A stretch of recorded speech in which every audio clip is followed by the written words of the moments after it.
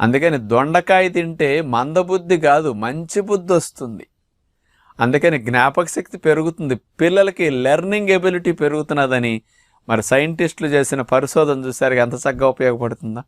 కాకపోతే దొండకాయ వండుకునే తీరులో మీకు హాని కలిగించే విధంగా కూడా మీరు వండుకోవచ్చు. 2 రకాలుగా దొండకాయ వండినప్పుడు మీకు ఎక్కువ హాని జరుగుతుంది.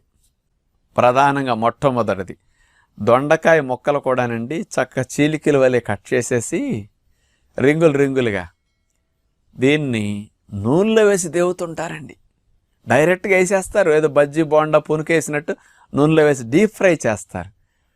అది డ్యామేజ్ చేస్తుంది బ్రెయిన్ని.